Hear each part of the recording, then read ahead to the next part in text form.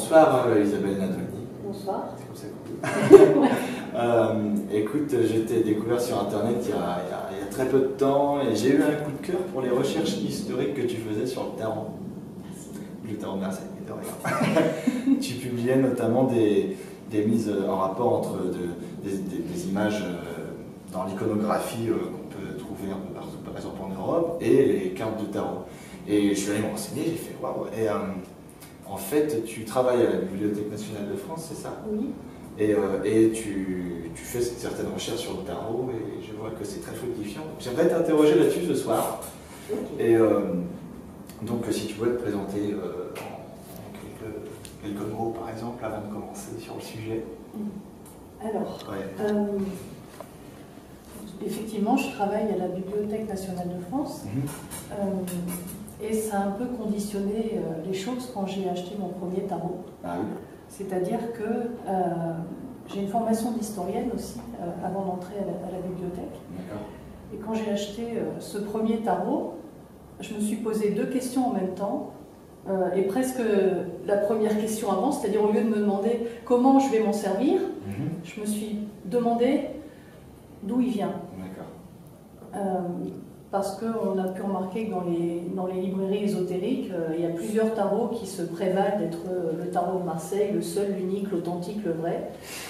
Mais je me disais, ils n'ont pas la même couleur, ils n'ont pas les mêmes dessins. Il y a plusieurs seuls authentiques. Voilà, il y a plusieurs seuls authentiques, uniques. Alors, mais quel est le bon et qu'est-ce qui me prouve qu'elle est vraie, cette histoire? Donc j'ai été très vite curieuse d'aller fouiner un peu plus loin. D'accord, donc avant de l'utiliser, tu t'es demandé qu'est-ce que c'est en fait ce tarot. Historiquement et tout ça, ça vient d'où? Ouais. Et donc historiquement, tout ça, ça vient d'où? Enfin, d'abord, attends, est-ce que... Oui, voilà, c'est ça, est-ce que... Moi, comme approche du tarot, donc moi ça a été le contraire, c'est-à-dire que j'ai d'abord fait des tirages et tout ça, et ensuite je me suis dit, mais mince, j'ai quelque chose dans les mains, je ne sais même pas ce que c'est. Donc allons faire des recherches. Et j'ai vu qu'il y avait plein de théories dessus. Mais apparemment, historiquement, qu'est-ce qu'on sait sur les origines, d'où vient le mot tarot et tout ça? Qu'est-ce que tu peux me dire dessus? Ça va être difficile parce qu'il y a plein de choses. Déjà, une première chose, effectivement, c'est que quand j'ai commencé les recherches, je me suis dit il faut élaguer. Ouais. C'est-à-dire, il y a effectivement plein de théories sur ça vient du livre de Thoth, alors là, bah, c'est... Ça vient de l'Égypte ancienne, ça vient de l'Atlantide, ça vient, alors qu'est-ce que j'avais vu, du culte de Mitra, ça vient des francs-maçons, ça vient des bâtisseurs de cathédrales, ça vient de... Les Chinois. Bah non, ça va, pour ça je suis tranquille, enfin, eux ils ont leaking, parce qu'en plus beaucoup de publications sont en anglais, en italien, donc bon, je me dis je serai tranquille avec le chinois, il ne faudra pas trop élargir là-dessus. Mais bon, pour revenir à ça, donc il a fallu élaguer pour aller chercher effectivement d'où ça vient. En fait, ce qu'on pourrait dire, c'est où il est apparu, parce que il n'y a pas de réponse précise. On sait qu'il est apparu en Italie. La plus ancienne trace d'archives connues qui cite un tarot, c'est 1440. C'était le secrétaire des trous de mémoire, le notaire des Médicis. D'accord, ok.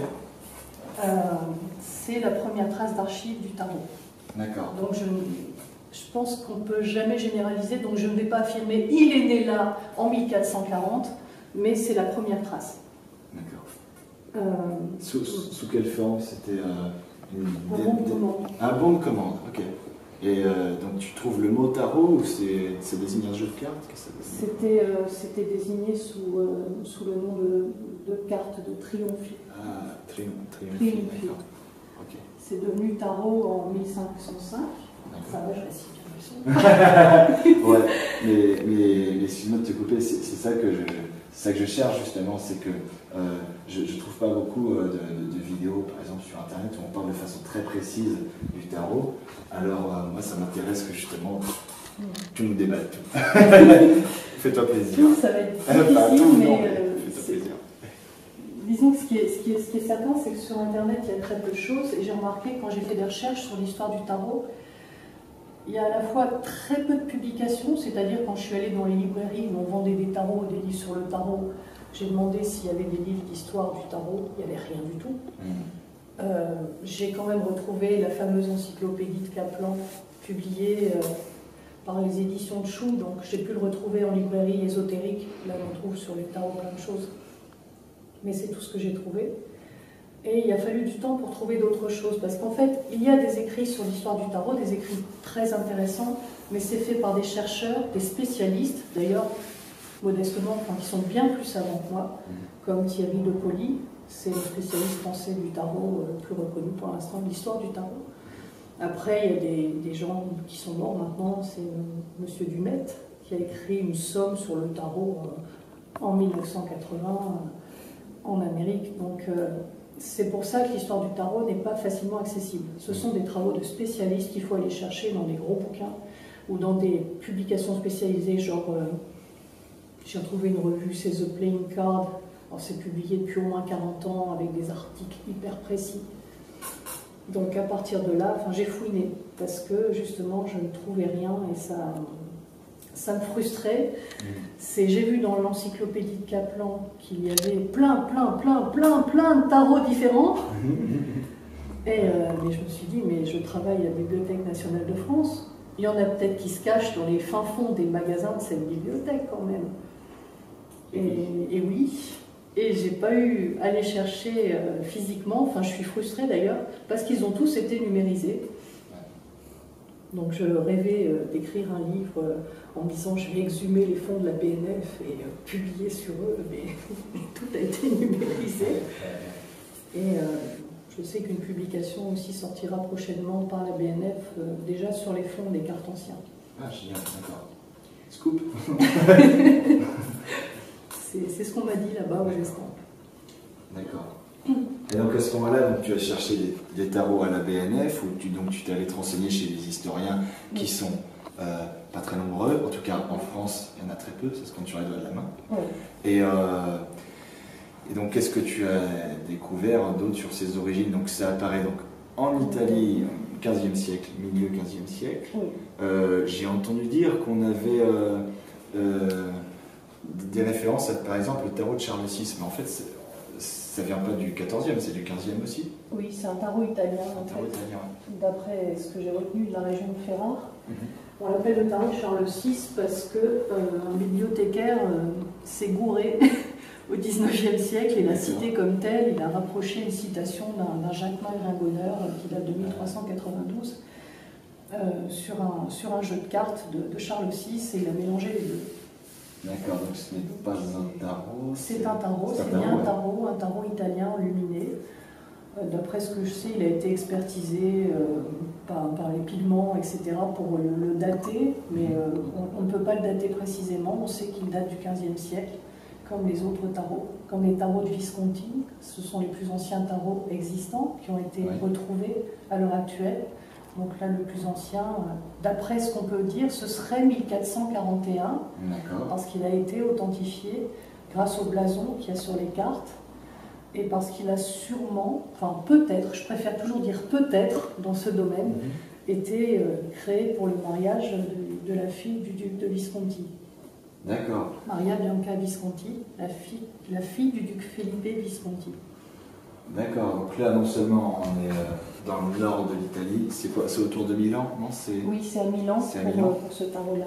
D'accord, et donc au début c'est pas du tout quelque chose de populaire comme on aurait pu le penser, mais c'est quelque chose dans des cours princières en fait, c'est pour les princes, les aristocrates en fait. Oui. Tu pensais à une forme de mariage dont tu parles. Oui, au début c'est les cours princières, mais ça va se populariser très très vite. On pourra y revenir très vite aussi. Oui. Et pour ce qui est des tarots des cours princières, du coup, j'ai trouvé ça intéressant de creuser un peu là-dedans. C'est-à-dire, les historiens des cartes à jouer ont fait de gigantesques recherches pour les jeux de cartes, les datations, les auteurs. Bon, celui-là date de 1441. Le plus ancien tarot retrouvé sur le modèle du tarot de Marseille tel qu'on le connaît aujourd'hui, c'est le tarot de Jean Noblet, 1650, Paris. Les historiens des cartes à jouer ont trouvé tout ça avec énormément de précision. Après, je pense que ce qui manque un peu dans l'histoire du tarot actuellement, c'est justement une mise en perspective avec les époques.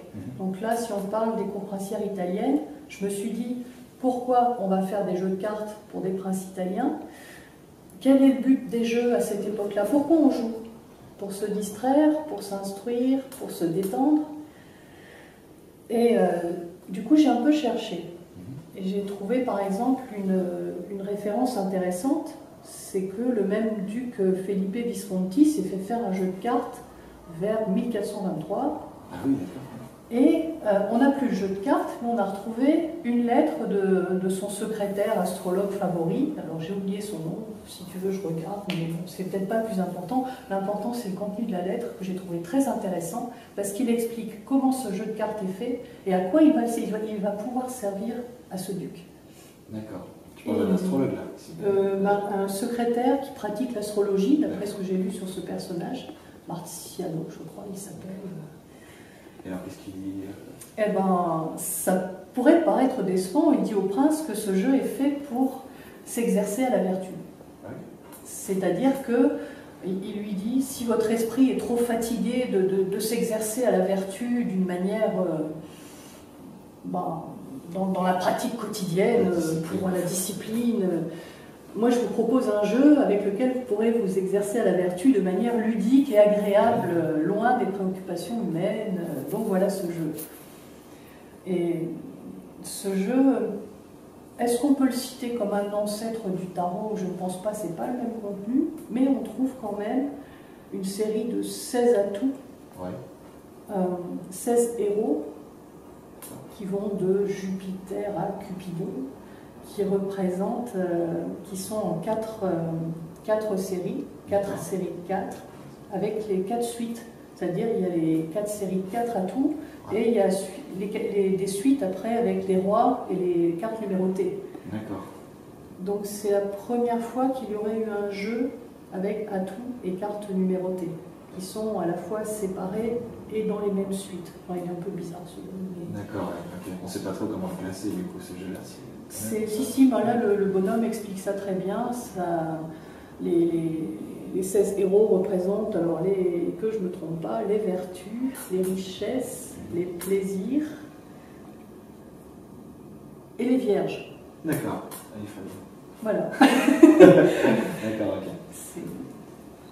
J'ai entendu parler de jeux qui nous viendraient des Arabes, je crois, et qui s'appelait Naibi. Qu'est-ce que c'est que ça? C'est plus ancien que le tarot? C'est un rapport au tarot? On ne sait pas si c'est plus ancien. D'accord. C'est un rapport au tarot, oui, je pense, d'après ce qu'on sait. Les Naibi, c'est justement les séries de cartes, les cartes à points, avec également, il y a un roi, il y a 2 lieutenants, et il y a des séries de cartes à points, avec 4 couleurs, et on retrouve les bâtons, les épées, les coupes et les deniers. Oui. Et c'est ça, on pense, enfin les historiens pensent, je pense comme eux, que ça a inspiré ce qu'on appelle les arcanes mineurs. C'est fort probable. D'accord. Okay. Après, c'est pareil, je dis peut-être, parce qu'en même temps, dans le monde arabo-musulman, il n'y a pas la moindre trace de jeux de cartes. C'est pas un univers où les jeux de société, enfin les jeux de hasard sont sont plutôt proscrits en fait. Donc on a un jeu de mamelouk du 15e siècle, mais c'est tout ce qu'on a. Donc je me méfie. Je me demande même, pourquoi pas, mais ça n'engage que moi, pourquoi un jeu italien n'aurait pas influencé un jeu de cartes arabe, dans l'autre sens. Parce que il y a un historien qui s'appelle d'Allemagne, d'ailleurs, et qui, selon lui, les jeux de cartes seraient nés en Allemagne. Ah oui, oui. Donc on part sur encore autre chose. Comme quoi, tu vois, quand tu me dis de tout déballer, c'est assez complexe. C'est complexe, ouais, parce que tout le monde émet certains éléments, mais c'est tellement épars. En fait, il y a tellement de petits éléments disparates que finalement on n'arrive pas à faire une synthèse et à fixer exactement la chose. Ce serait un peu le but pour le livre que je voudrais écrire, faire une synthèse. Donc en tout cas, pour finir par exemple sur l'origine des cartes à jouer, le monsieur d'Allemagne disait que le plus vieux jeu de cartes connu européen date de 1428. D'accord. Et il est allemand, et les plus anciens jeux connus sont allemands. Ce sont d'ailleurs aussi des magnifiques jeux de cartes enluminés pour les princes. Et là, on retrouve des suites, avec des rois, des dames, et des couleurs. Mais là, c'est pas encore les cœurs, carreaux, pique, trèfle. Enfin, les premiers, on a des dames, des suites de cerfs, c'est des cartes de chasse, donc des hérons, des cerfs, des chiens. Il y a des jeux de cartes avec des cordes, des harnais qu'on met sur les chevaux. Enfin, il y a plein de jeux différents avec des couleurs très fantaisistes. Ok, donc là, en fait, nous nous situons à la fin du Moyen-Âge, début de la Renaissance. Voilà, on peut au moins dire ça. Époque transitoire, quand même. D'accord. Est-ce que tu veux bien qu'on revienne à un des premiers tarots qui est très connu, qui est celui des Visconti Sforza, en fait? C'est ça? Oui. Et qui, je crois, il y a plusieurs versions, il y en a 4, je crois, qui sont pas du tout d'ailleurs complètes. Il y en a un d'eux qui manque 4 arcanes mineures, je crois. Ces jeux de cartes Visconti Sforza, qu'est-ce que tu peux nous dire de plus dessus? Il est très connu, je me dis, ça intéresse. Effectivement, le plus ancien, celui de 1441, est assez incomplet. C'est lui le plus ancien, il est assez curieux parce que il y a des atouts en plus. Il y a la foi, la charité et l'espérance. Dans le tarot traditionnel, on a la justice, la tempérance, la force. D'ailleurs, il n'y a pas la prudence. Faut pas que je me mélange les pinceaux. Je recommence. Donc Visconti, donc le plus ancien, il est un peu particulier parce qu'il y a des vertus en plus dans les atouts. Et dans les cartes de cour, on peut appeler ça comme ça, il y a des chevaliers et chevalières, et il y a des valets, des valettes. Il y a toujours des dames avec les messieurs. Donc c'est un tarot plus important au niveau nombre de cartes. Et après, il y a le fameux tarot des Visconti Sforza. Donc celui-là, on pense qu'il daterait de 1450-52, après que Francesco Sforza soit devenu duc. D'accord, ok. D'accord, très bien. Donc là, nous sommes au XVe siècle.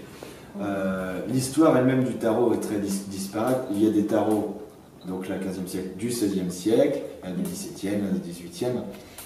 Plus on remonte dans le temps, plus ils sont rares, moins ils sont nombreux. Comment ça se passe? Comment ça se passe l'évolution du tarot après ses origines assez incertaines, on va dire? Comment ça se passe l'évolution du tarot?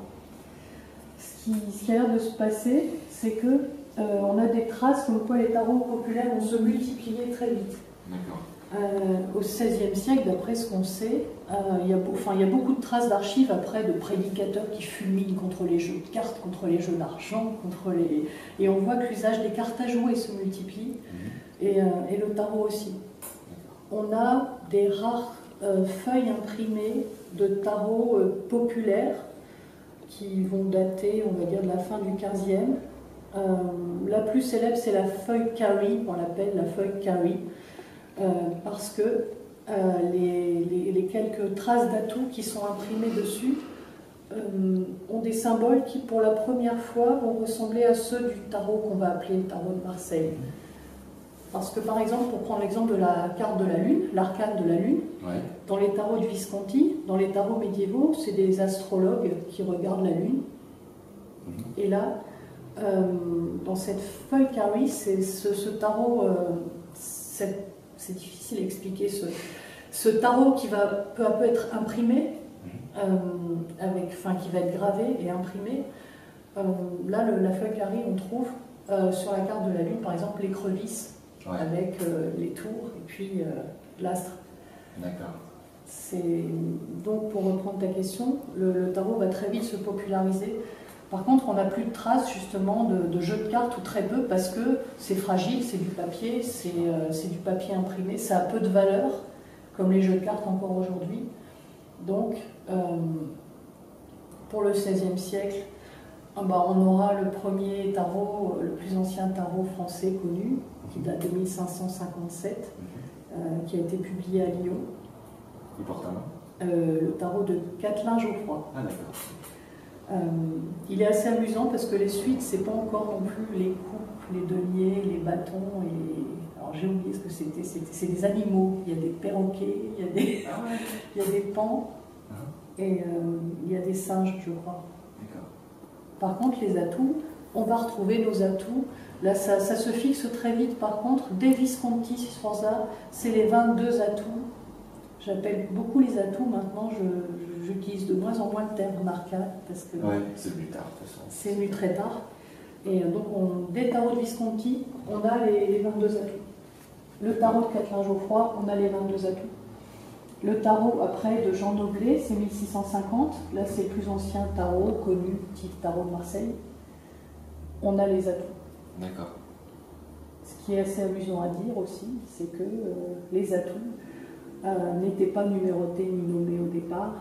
Et on a retrouvé des sources où on les retrouve un peu dans des ordres différents. D'accord. Mais d'ailleurs, dans le tarot des Visconti Sforza, donc ils ne sont pas nommés. Ils sont pas encore nommés. Et même ce qu'on appelle aujourd'hui les arcanes mineures, et ben, il n'y avait pas marqué coupe, denier, bâton, épée. Non, mais par contre, c'est nommé dans les archives. Ah, voilà, d'accord. Par exemple, c'est une archive de 1442. Enfin, elle a été considérée longtemps comme la plus ancienne archive pour une trace du tarot. Et là, c'est cité. Le bonhomme commande un jeu de Naïbi à triomphe avec des coupes, des deniers, des... D'accord, ok. Mais l'inscription sur les cartes, donc, est plutôt tardive par rapport aux origines, en tout cas. C'est ça. 200 ans plus tard. 200 ans plus tard. C'est parisien, c'est français. C'est le tarot de Jean Noblet. Ok, 1650, là, voilà. On est carrément au XVIIe. Okay. C'est pour ça qu'on trouve sur le tarot qu'on appelle tarot de Marseille, c'est des figures d'origine italienne, mais c'est écrit en français. C'est curieux parce que c'est apparu en France, en fait, le fait de nommer les figures. D'accord. Alors oui, Isabelle, on saute un peu de bloc en bloc parce que c'est vrai qu'on voit que l'histoire du tarot est assez lapidaire en quelque sorte. Ça va de... C'est à la fois très lapidaire et en même temps il y a j'ai envie de dire des milliers de données. Ouais. C'est un peu pour ça que de mémoire j'ai du mal à restituer certains noms, certaines dates, parce que j'ai vu s'accumuler des tas et des tas et des tas d'éléments. C'est-à-dire, bon, il y a d'une part la chronologie, enfin, les jeux de cartes à jouer, d'où ça vient, quelle date, qu'est-ce qu'on n'a pas, enfin l'histoire des jeux, quand ils apparaissent, quel type de jeu apparaît. Et à côté de ça, il y a toute l'histoire à faire autour du contenu des cartes. Donc, par exemple, voilà, si on prend la force, la tempérance, la justice, je les mets ensemble parce que c'est des vertus. Si on commence à aller fouiller dans l'histoire des vertus, je te dis pas le bazar. Oui. Et en même temps, ça ouvre d'immenses perspectives parce que quand j'ai commencé à fouiller dans l'histoire des vertus, la pratique des vertus, ou même les allégories sur la vertu, je suis tombée sur des centaines de bidules. Je ne trouve pas d'autre mot que centaines de bidules, parce qu'il y a des tableaux, il y a des gravures, il y a des bouquins, il y a des livres médiévaux sur la pratique et l'exercice de la vertu. Et j'ai retrouvé dans ces bouquins des bonnes femmes, comme il y a sur notre jeu, avec la balance et l'épée, avec le lion, avec les cruches. Ah, même une femme avec le lion Oui. Donc c'est pas des imageries qui sont spécifiques au tarot. En fait, c'est répandu. Pour certaines images, oui, là, il y en a plein. D'accord. Par exemple, un exemple qui est très parlant, tape sur Google « Triomphe de la mort ». Oui. Tu vas avoir des centaines de squelettes décharnés avec des faux sur des chevaux ou à pied, si je puis dire, qui fauchent les pauvres gens. Et voilà, c'est par centaines que ça se compte, ces représentations. Donc je trouve ça intéressant parce que ça ouvre beaucoup les perspectives. C'est-à-dire qu'on se met à chercher sur les représentations qu'il y a sur les cartes, sans se focaliser sur bon, allez, on a trouvé, je me souviens du documentaire d'Arte qui était très, très intéressant, mais on a trouvé une représentation de la tempérance faite par Botticelli dans une chapelle. Oui, super, génial, ok, c'est vrai. Mais il y a plein de tempérances partout. Il y en a dans d'autres lieux, il y en a dans des bouquins. Il y en a. J'essaie de me souvenir là parce que du coup j'ai plein de tempérances qui dansent dans la tête. J'avais trouvé un livre d'éducation princier qui datait de 1279 où un bonhomme parlait des vertus à exercer pour un prince et pof, il y a le graveur qui donne des instructions, enfin pas le graveur, enfin quelqu'un qui donne des instructions à l'enlumineur pour représenter ses vertus. Et il a dit, pour la prudence, parce qu'elle n'est plus dans le tarot, mais on va représenter la force, la justice, la tempérance telle qu'on on les connaît. Et la prudence, je veux une femme assise sur une chaire et qui a un livre ouvert. Ah oui, tiens. Ça me fait penser à quelque chose. Ça me fait penser à quelqu'un, là. D'accord. Donc c'est vaste. D'accord. Si on revient donc à l'évolution du tarot, après cette brève parenthèse sur le bordel, le bordel ambiant. Le foisonnement iconographique, on va dire. On était... bon, évidemment, on peut pas... Il y a trop d'informations, on ne va pas tout dire. Mais on arrive déjà au XVIIe siècle avec les tarots dits de Marseille, parce qu'il y a des tarots de Marseille faits à Paris. D'abord, le mot tarot, déjà, il apparaît, tu as dit, c'était au 15e La première trace, c'est 1505. 1505, d'accord, donc on est au tout début du 16e. Voilà. Il paraît que Rabelais l'a cité dans son livre Gargantua. Oui, c'est ça. Ok. Oui. C'est dans ce livre-là, 1505, non? Bah non, c'est 35. Voilà, c'est 1534, la Gargantua, ou 39, je ne sais plus. Ouais, je crois que c'est 33, 35. Ouais. 1505, c'est en Italie. C'est ça. Donc ça devient Tarocchi. Tarocchi. Excusez-moi l'accent. Tarocchi. Et on ne sait pas pourquoi. Personne ne sait pourquoi. Enfin, ça, c'était très frustrant, mais j'ai eu beau fouiller. Les gens les plus savants disent c'est devenu Tarocchi, puis on ne sait pas pourquoi. Personne ne sait pourquoi. Personne ne sait d'où vient ce mot.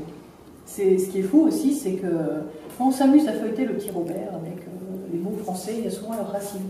Ouais. Là, il marquait racines inconnues. Et les historiens du tarot se sont penchés dessus, se sont arrachés les cheveux. Il n'y a pas de racines. On ne sait pas.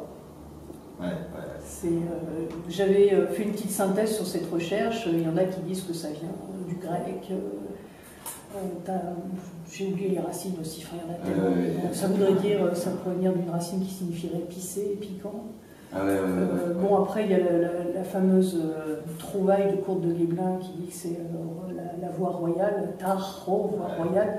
Donc ça viendrait des Égyptiens, oui, ça me fait bien rire, parce que la pierre de Rosette n'était pas encore connue. Mais donc, comment ils pouvaient connaître l'Égyptien, ce bravo? C'est vrai, c'est une autre histoire. Il y en a qui disent que ça vient de Rota, la roue, mais c'est un anagramme, c'est pas une racine. Donc on ne sait pas. D'accord, très bien. Donc voilà pour le mot tarot. Donc ensuite nous avons tarot de Marseille. Nous disions qu'il y a des tarots de Marseille faits à Paris. D'où ça vient cette expression tarot de Marseille et pourquoi on trouve l'expression tarot de Marseille? Alors ça c'est autre chose. Effectivement, le tarot de Marseille, on va le prendre tel qu'il est fabriqué sous la forme qu'on utilise couramment. Alors le fameux tarot acheté en librairie ésotérique, le Grimaud, ou alors il y a le Camoin-Jodo. C'est un peu les deux concurrents. Et c'est à partir de ça que je me suis posé la question, mais lequel est le bon, Vindiou? Et en fait, les deux sont des reconstitutions. Bien sûr. Alors, ça s'appelle Tarot de Marseille parce que c'est Grimaud, c'est Paul Marteau de la maison Grimaud en 1930 qui l'a intitulé comme ça, en rééditant ce jeu. D'accord. Effectivement, il s'est inspiré de tarot marseillais. D'après ce qu'on sait, il s'est inspiré d'un tarot de la maison Camoin. D'après ce qu'on sait aussi, il s'est inspiré d'un autre tarot de la maison Lécart. Alors Lécart, je ne sais même plus, c'est un quartier marseillais, tu vois, déjà ça se perd dans les méandres de l'histoire des maîtres quartiers. Mais c'est en tout cas Grimaud, Paul Marteau, en 1930 qu'il a intitulé comme ça. Ce qu'on sait aussi, c'est qu'effectivement Marseille, c'est la ville qui a légué le plus de tarots. C'est peut-être pour ça aussi qu'il l'a intitulé Tarot de Marseille, c'est-à-dire qu'il doit rester une quarantaine de tarots qui ont été gravés, imprimés, vendus à Marseille, dans les tarots anciens. D'accord. Mais le plus ancien tarot de Marseille, connu sous le modèle Tarot de Marseille, bon, on va dire, voilà, avec ces figures-là comme ça, c'est un tarot de Dijon, 1709, Pierre Madenier. D'accord.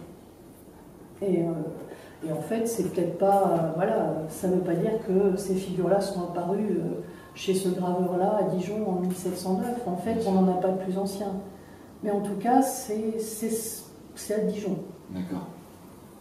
Et le tarot de Jean Noblet à Paris, je rebondis là-dessus quand même parce que c'est important, c'est le premier tarot qui est sous ce modèle-là, c'est-à-dire que c'est des figures un peu gravées différemment. Enfin, on retrouve là des reconstitutions en librairie, il y a Monsieur Flournoy qui a fait un très beau travail. Donc on voit que les figures ne sont pas gravées de la même manière, mais c'est ce modèle-là. Donc là, on peut dire qu'il est apparu à Paris en 1650. D'accord, ok, très bien. Encore une fois, pardon. Mais on ne sait pas. D'accord. Donc, ce que tu me dis, c'est que l'expression tarot de Marseille, ça date de 1930.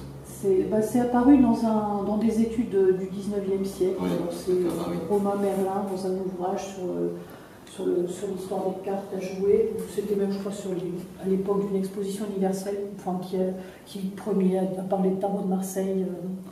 D'accord. C'est l'a nommé comme ça, si je me souviens bien. Même les occultistes n'en parlaient pas. Courte de Guesblanc parle encore d'atouts et d'arcanes et ne parle pas du tarot de Marseille. Ouais. Eliphas Lévy, il n'en parle pas non plus encore. Donc c'est vraiment une expression récente. D'accord.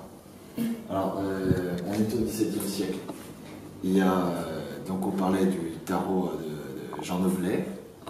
On parlait, il y en a d'autres, il y en a un autre aussi de 1650. De Vieilleville. Et on a un tarot de Paris aussi qui est anonyme, non, c'est pas ça? Ah oui, tarot parisien anonyme, oui. Et ça, on sait quoi dessus, à part qu'il est anonyme, on ne sait pas. On sait assez peu de choses. D'accord. Ouais. Moi, ce qui m'a intéressé avec ce jeu-là, c'est que ça a permis de constater que les tarots sont multiples. Ouais. On retrouve nos 22 arcanes, on les retrouve là numérotés selon l'ordre qui sera toujours le même, avec voilà, la justice en numéro 8, la force en numéro 11, enfin, contrairement à Vieilleville par exemple. Et il y a des numéros aussi sur les lames, là c'est nouveau. Mais voilà, c'est un tarot parisien anonyme. Ce qui est intéressant, c'est que les arcanes sont complètement différentes. C'est presque des scènes de vie. Je me souviens du battleur, de l'amoureux. Enfin, le battleur, on se retrouve dans une auberge. L'amoureux, on retrouve un bonhomme assez entreprenant. Lui, il ne doute pas une minute de ce qu'il fait, apparemment. Un Parisien. Voilà, un Parisien. Je trouve que ça reflète admirablement la vie de cette époque. Ouais, ouais. Et c'est... Et en ça m'a inspiré aussi. C'est-à-dire, je me disais, au lieu de chercher à tout prix... Est-ce que c'est vraiment utile, enfin, de mesurer ces arcanes, en plus du Grimaud ou du Jodot, peu importe, enfin, ce modèle-là, c'est un seul modèle, il y en a des dizaines d'autres. Alors, allons les regarder un peu, qu'est-ce qu'elles nous disent? Ouais, ouais. Et ce tarot parisien anonyme, je trouve qu'il parle bien de la vie quotidienne, peut-être, de cette époque. Ouais. Et ça peut nous ouvrir des méditations, c'est pas incompatible.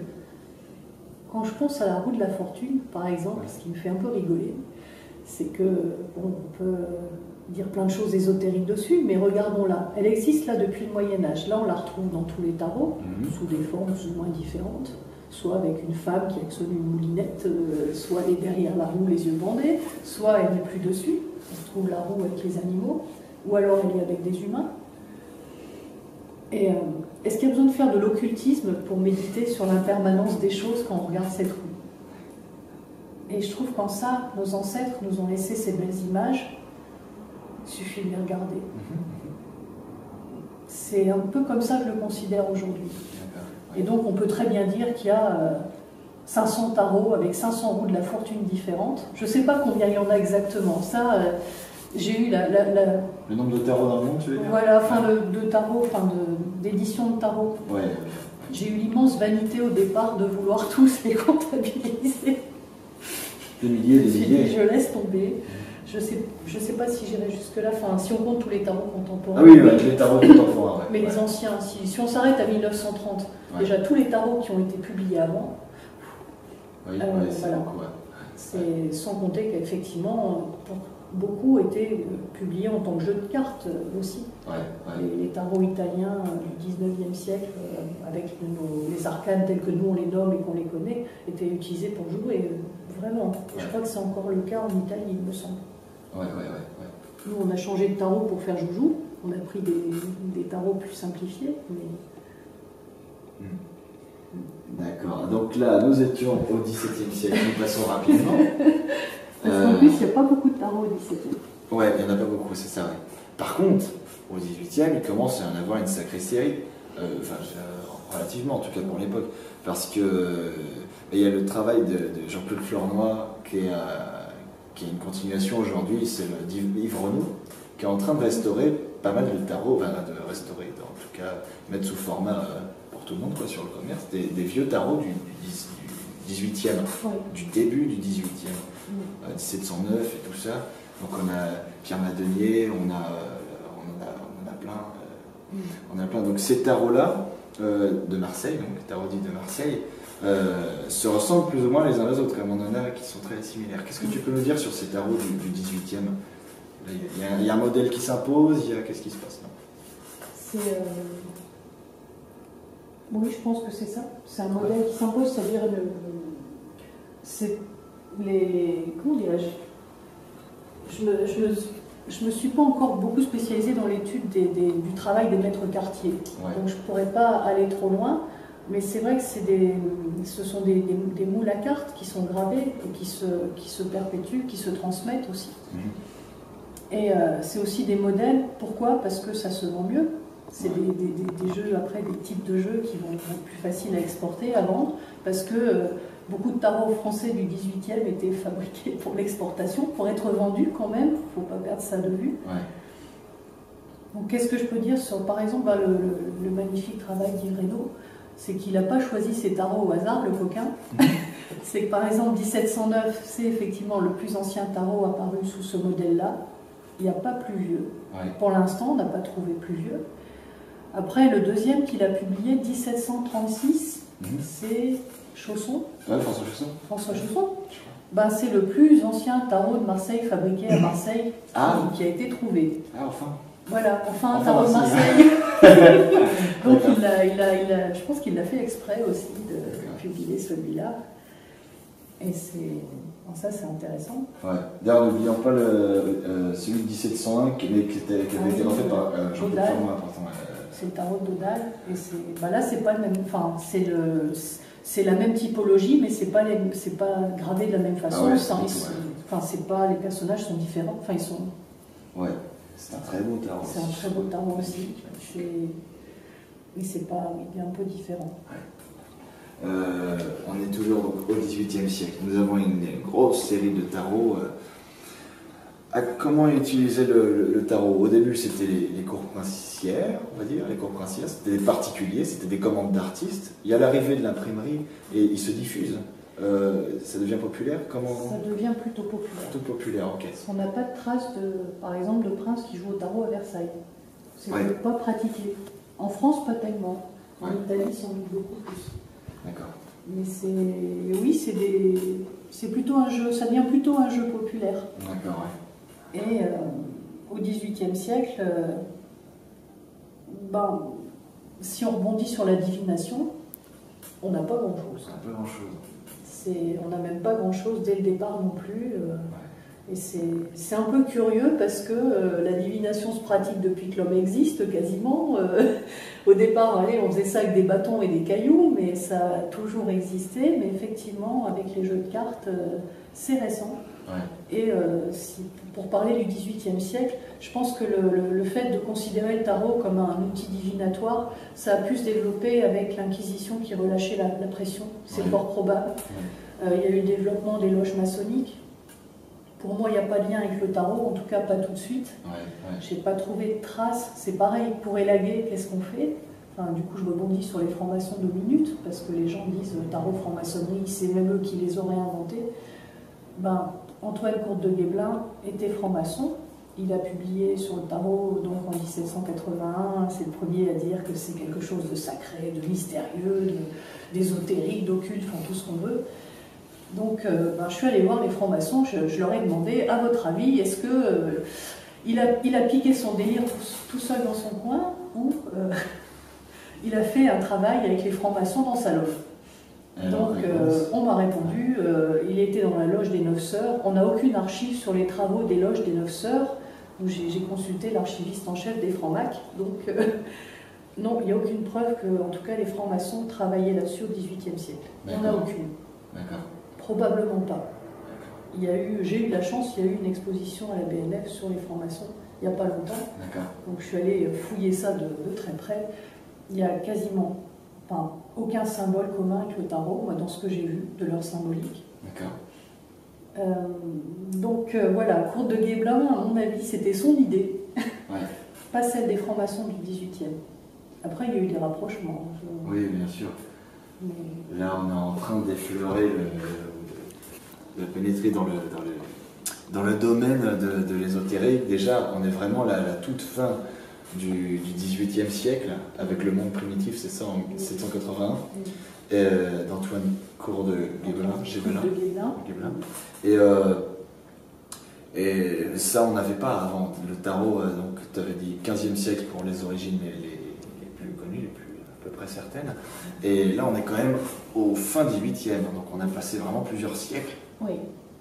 Et alors, comment tu expliques cette transition, ou plutôt comment s'est passée cette transition, cette utilisation par les ésotéristes, par les occultistes, notamment au 19e, du tarot?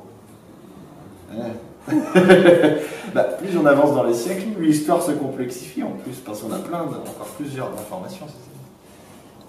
Est-ce qu'elle se complexifie ou est-ce qu'elle se simplifie? Parce que, comment dirais-je, des tentatives d'interpréter les cartes de tarot, il y en a eu dès l'origine. Il y a eu, d'après ce que j'ai trouvé, d'après les écrits d'un monsieur de Poli, je préfère le citer, parce que deux personnages au XVIe siècle ont parlé, par exemple, les arcanes du tarot, en disant que ça pourrait être un chemin qui mène vers Dieu. Donc on retrouve un peu l'idée d'ailleurs de pratiquer la vertu pour ça. Il cite les arcanes, les atouts selon un certain ordre, en disant tout ce qui est en dessous de l'arcane 13 de la mort, c'est sujet à la mort. Tout ce qui est en dessous, j'ai oublié le détail. C'est tout ce qui est en dessous de la roue de la fortune, c'est sujet au temps, etc. Et c'est l'idée que ça mènerait au ciel. Bon, il y a déjà des petites tentatives d'interprétation. Mais au XVIIIe siècle, Courte de Guesblen, a l'air de découvrir le tarot en disant « ça y est, j'ai la révélation suprême ». Bon, j'ai lu son texte qu'une fois. Il faut que j'y retourne pour plonger dedans, mais en même temps, il ne m'inspire pas plus que ça, parce que il dit que ça vient du livre de Thoth, ok, ça vient de l'Égypte, ok, moi je veux bien, mais un pape, une arcane 13, quand je vois le squelette avec sa faux, je me suis amusée à ça avec l'aide d'historiens spécialisés dans leur domaine aussi, c'est-à-dire l'arcane 13 avec sa faux. Il y a un historien qui a fait quelque chose sur la mort et ses représentations. Notre squelette, il n'y en a pas avant le XIVe siècle. Donc c'est pour dire que ça vient de l'Égypte ancienne, il faut se rhabiller. Par exemple, c'est une chose que je m'amuse à faire en ce moment, c'est mieux dater les représentations qu'il y a sur les cartes.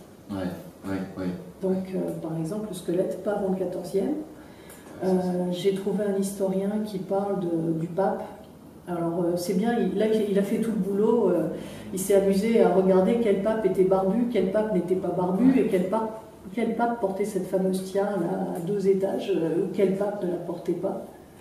Donc ça permet de dater notre pape du tarot de Marseille, là, 16e siècle, a priori, 1500, 1600, là ils étaient barbus, mais pas avant, et pas après, et comme la fameuse tiare,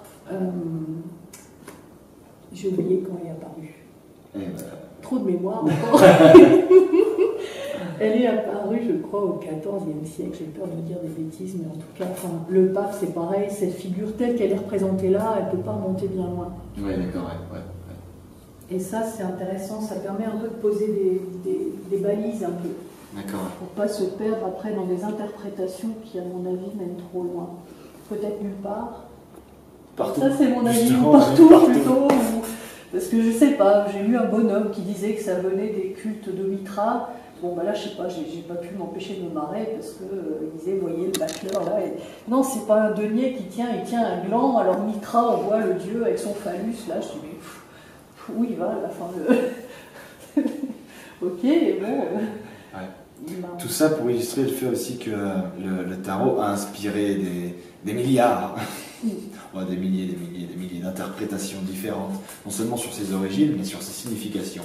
Alors c'est marrant quand même parce que ça fait partie aussi du tarot, cette espèce de fascination qu'il exerce sur les esprits, et notamment sur des grands esprits entre guillemets, c'est-à-dire c'était des gens cultivés, des gens etc. aussi qui interprétaient, qui créaient des systèmes entiers interprétatifs sur le tarot qui sont assez hallucinants et hallucinés.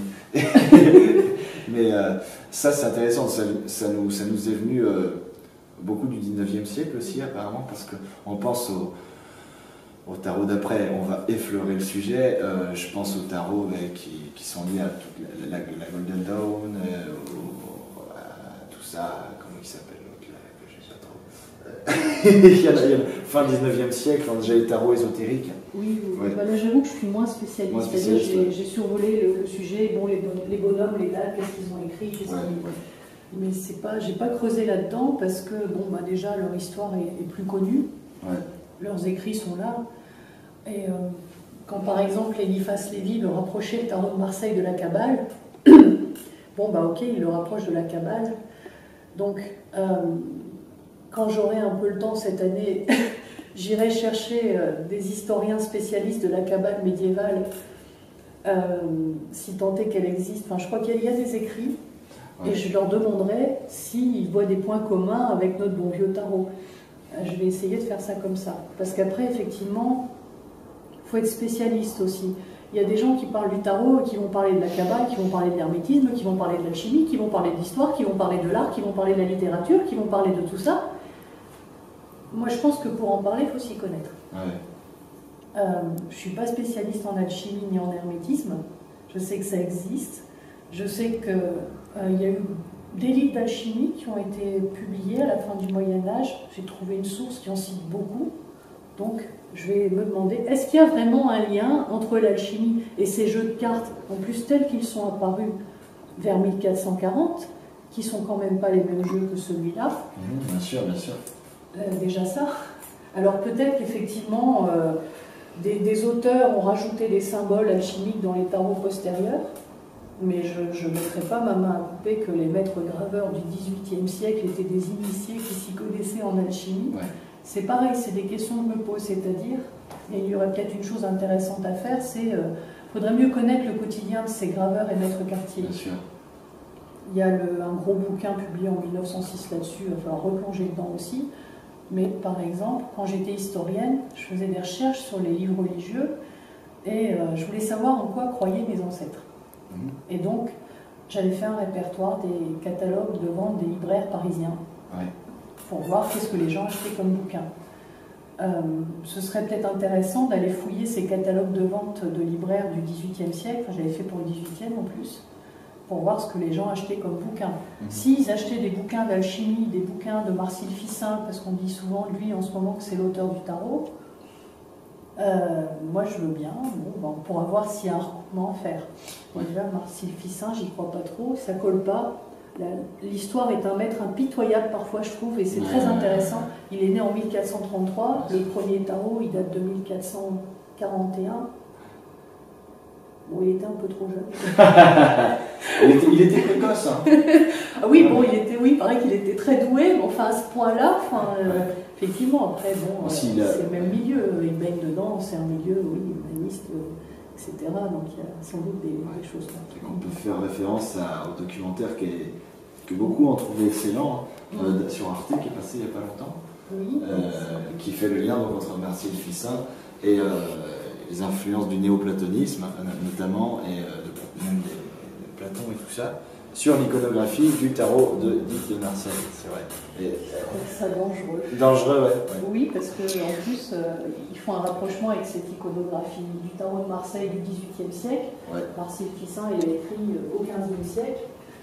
Alors, il faudrait qu'un quartier marseillais, ou pas d'ailleurs du XVIIIe siècle, ait eu les bouquins de Marcille Ficin pour faire ce tarot-là, vu qu'on parle du tarot de Marseille, donc ce tarot-là, alors il faudrait qu'un quartier ait eu...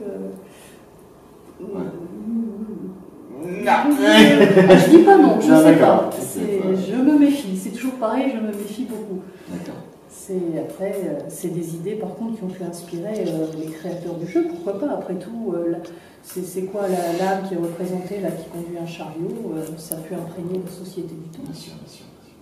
Alors, Isabelle, on arrive à la troisième partie et la conclusion de notre ton, bref, exposé sur le tarot, on va l'appeler comme ça, parce que on est arrivé dans une histoire assez lapidaire, parfois lacunaire même, sur le tarot, quant à ses origines, son développement. On est passé très vite sur le XXe siècle, parce que bon, il y a beaucoup de choses à dire et on avait 1 heure. Et par contre, j'aimerais te poser la question, pour terminer, où en est la recherche aujourd'hui sur le tarot? Alors, où en est la recherche? Effectivement, elle est très active. Ouais. C'est-à-dire que malgré le vide éditorial des livres sur l'histoire du tarot dans les librairies ésotériques, on va dire, c'est-à-dire quand même les lieux où les gens s'intéressent au tarot, c'est quand même dans ces lieux-là que ça se passe. Il y a un vide éditorial, c'est-à-dire il y a très peu de livres publiés, il n'y en a pas pour l'instant d'ailleurs. Ouais. Mais les chercheurs et les historiens qui sont passionnés par ça publient très peu. Monsieur De Poli avait publié un livre en Suisse il y a 2 ans, je crois, qui est assez difficile à trouver. Après, il y a des bases de données sur Internet, des sites très riches qui sont publiés, alors notamment en Italie, c'est l'Association Le Tarot, je crois que ça s'appelle comme ça. Ils ont une base de données somptueuse avec des articles très intéressants. Il y en a d'autres que je vais citer sur mon site parce que je ne les connais pas de mémoire. Il y a en français, c'est Ah zut, non, il y avait une base de données très riche en français. Mais on va envoyer sur ton site en fin de... Voilà. Tarot ancien. Tarot ancien. Canalblog.com. C'était une base de données en français très intéressante. D'accord. Mais ce sont des chercheurs privés, passionnés, qu'on ne connaît pas toujours. Enfin, moi, ces bases de données, par exemple, les auteurs restent parfois anonymes. Je serais heureuse de les rencontrer d'ailleurs. Après, il y a une recherche plus officielle, plus académique. Par exemple, la revue dont je parlais tout à l'heure, The Playing Card, c'est une revue ancienne, publiée depuis 40 ans au moins, où les meilleurs chercheurs publient des articles sur les cartes à jouer. Donc, il y a des choses.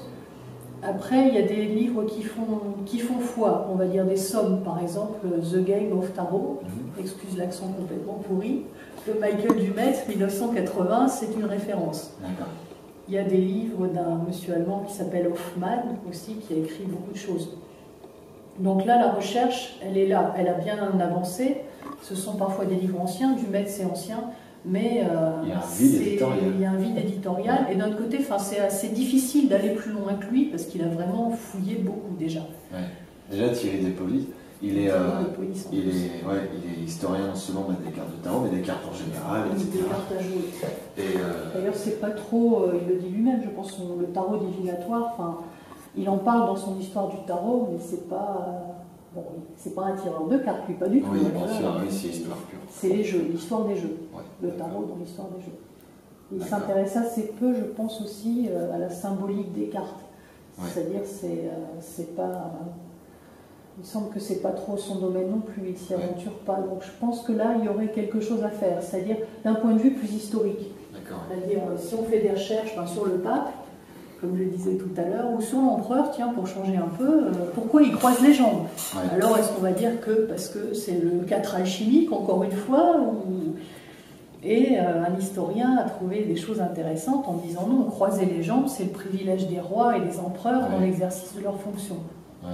Je trouve que c'est des choses très intéressantes à noter, si on veut faire des histoires, des recherches sur la symbolique des cartes, par exemple. Bien sûr. Et donc tu disais que Thierry Despolis, c'était lui dans l'histoire pure. Je vois que tu as sur la table un tarot Camoin Jodorowsky. Tu es historienne de formation et tu travailles à la Bibliothèque nationale de France. Et donc tu sépares bien apparemment le domaine de la recherche historique et celui du tarot que tu aimes bien. Parce qu'à ma connaissance, celui de Camoin Jodorowsky, Il n'y a pas un authentique comme ils ont pu en faire la publicité, ou n'est pas un unique comme aux origines, etc. Alors, qu'est-ce que tu peux nous dire là-dessus? C'est vrai que... Pourquoi qu'elle mange autant? Deux choses. Alors, quand j'ai acheté un tarot, la première fois que j'ai acheté un tarot, effectivement, c'était quand même pour tirer les cartes. C'était pas pour faire de l'histoire. Comme j'ai dit, je me suis vite posé la question d'où ça vient. Est-ce que c'est un authentique ou pas? Quel est le seul, l'unique, le vrai? J'ai vite vu qu'il n'y en avait pas un seul, unique, un vrai, il y en avait des milliers. Bon, pour revenir sur ce tarot-là, ce que j'en dis, c'est que c'est une reconstitution, comme le tarot de Grimaud, faite avec cœur, c'est un bel ouvrage, quoi. Et ils ont beaucoup travaillé sur les tarots anciens. Ils les ont vus aussi. Enfin, on a des lettres de Paul Marteau à l'époque où il a reconstitué son tarot, où il l'a créé. Je pense que c'est une création aussi, faite à partir d'un gros travail de recherche. Pour ce qui est de tirer les cartes, j'ai choisi celui-là parce qu'il m'inspire, tout simplement. Ça pourrait très bien être un autre aussi plus tard, pourquoi pas. Et c'est là où je mets une frontière, c'est-à-dire je sépare strictement la recherche historique d'un côté et l'art de tirer les cartes aux gens de l'autre. Parce que ce n'est pas les mêmes domaines. La recherche historique peut peut-être éclairer un petit peu le fait de tirer les cartes dans le sens où j'ai pas envie de me perdre dans des tas d'interprétations foireuses. C'est dire que, je ne sais pas moi, qu'est-ce que j'ai vu récemment, quelqu'un qui dit que alors le chariot, les espèces de piliers là, qui soutiennent le haut du chariot, alors quand on les regarde sur un certain point de vue, ça donne la constellation du chariot, les étoiles, je veux dire.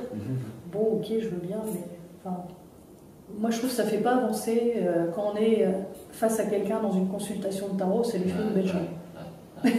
Je préfère être avec la personne, laisser les cartes parler sur la table, laisser l'intuition parler, les questions parler, les réponses parler.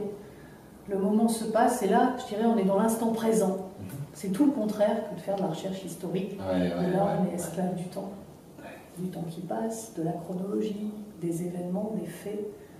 Après, on peut interpréter, je pense qu'un travail d'histoire, c'est aussi une interprétation. C'est de la folie de se dire, allez, on va reconstituer le 15e siècle. On peut juste en parler, on peut trouver des choses. Et peut-être le laisser nous parler. Donc, pour conclure cette conclusion, tu disais que j'aimais j'aimais cette idée de dire laissons nos ancêtres nous parler quand on lit leurs textes, quand on regarde leurs gravures, quand on regarde ces vieilles cartes, sans peut-être mettre trop de choses dessus.